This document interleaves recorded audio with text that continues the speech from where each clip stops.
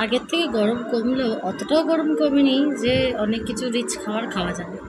তো রাধে রাধে বন্ধুরা, welcome back to my channel. তো তোমরা সকলে কেমন আছো? আশা করি ভালো আছো, আর আমিও ভালো আছি। তো সকাল সকাল গোপাল সোনাকে দর্শন করে নাও, আর বাল্যভোগের দর্শন করে নিলে যতবার ভোগ দর্শন করবে ততবার তোমার পাপ বিনষ্ট হবে, এটা তো তোমরা অবশ্যই জানো, আর এতে ভক্তিও উৎপন্ন হয়। তো যাই হোক, তো দেখো সকাল সকাল গোপাল সোনার জন্য অন্ন চাপিয়ে দিচ্ছি। আর এখন দেখছো তো প্রত্যেকদিন ছোটো বাটিতেই অন্ন করছি, একবেলার করে অন্ন করছি গোপালের জন্য। কারণ রাত্রেবেলা এত এই গরমে কদিন অন্নই পেয়েছি, তাই একটু মানে ডাক্তার বলেছিল আমাকে অন্ন কম পেতে, তো ওই জন্য আমি এখন রাত্রেবেলা করে রুটি করছি, রুটি বা পরোটা এইসব খাচ্ছি, কিন্তু অন্নটা পাচ্ছি না। তো যাই হোক, তা উচ্ছালো ভাজলাম, আর এদিকে আমি আলু ভেজে নেবো, আলুটা বানাবো এবারে। উচ্ছালো ভাজাটা বসিয়ে আজকে আলুটা বানিয়েছি, কারণ আজকে একটু ঘুম থেকে উঠতে দেরি হয়ে গেছিলো, ওই জন্য হাতা মাথা খুঁজে পাচ্ছি না কী করবো। তো যাই হোক, ঠাকুরের জিনিসে কোনো কিছু বিলম্ব হয় না, আমি দেখেছি। তো সকাল সকাল গোপাল সোনার রান্নাবান্না সব করে 10টার ভোগ দিয়ে তারপরে যে পড়াতে গেছিলাম, যে পড়াতে গেছি তখন বাজে 10টা। তো 10টার সময় গেছি, 11টা 10 সাড়ে 11টার মধ্যে চলে এসেছি। তারপরে এসে আবার গোপালের জন্য আবার একটু বেগুনি করলাম। তো দেখো, আগে আলু ভাজাটা করে নিয়েছি, এবার গোপাল সোনাকে 10টার ভোগে কী দেবো ভেবেই পাচ্ছি না।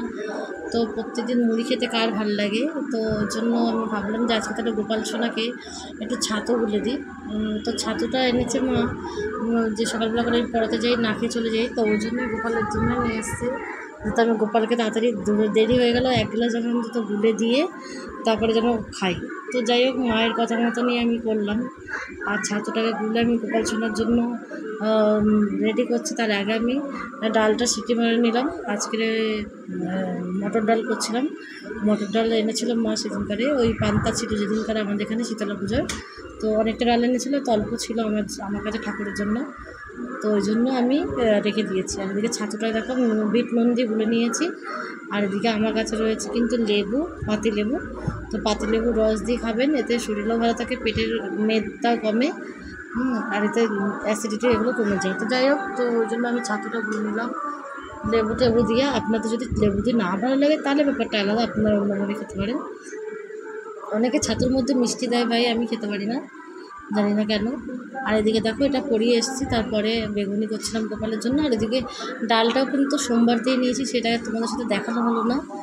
আর এত গরম যে প্রত্যেক দিন গোপালের জন্য কী রান্না করবো আমি ভেবেই পাই না। প্রত্যেক দিন গরম কমে গেছে আগের থেকে অনেক, কিন্তু তারপরেও যেন গরম এত লাগছে যে ঘেমে ঘেমে চান করে যাচ্ছে, আর গোপালের জন্য কী রান্না করবো ভেবে পাচ্ছি না। তো আজকে বললাম ডাল, আলু ভাজা, উচ্ছল ভাজা আর বেগুনিই করবো, তো ওই জন্য গোপাল সোনার জন্য একটু করে নিলাম। আর এই দেখো, এটা হচ্ছে সন্ধ্যাবেলা, সন্ধ্যা আরতির পর আমি বাইরে বসেছিলাম আমাদের বারান্দায়। তো ওখানে বিড়ালটা দেখো শুয়েছে, দুষ্টুমি করছে, আর ওর দিকে দিয়ে ক্যামেরাটা দেখা দিচ্ছে, আর ও মুখটা ঘুরিয়ে নিচ্ছে, আর ওদিকে চোখটা বন্ধ করে দিচ্ছে, আর মা আবার হাসছে। আর ও আমার মায়ের সব কথা জানে বা বোঝে। তো এরপরে সরাসরি রাতের ভোগ দর্শন করে নেবে, আর গোপালকে দর্শন করে নেবে। এটা আবার রাতে করেছি আলু ভাজা রুটি, সেটা দেখালাম না, এত গরমে ভিডিও করা যাচ্ছে না। তো যাই হোক, আজকের মতন কিন্তু ভিডিওটা এই অবধি। আর অবশ্যই তোমাদের যদি আমার ভিডিওটা একটুও কোথাও ভালো লেগে থাকে তাহলে অবশ্যই লাইক করতে ভুলবে না।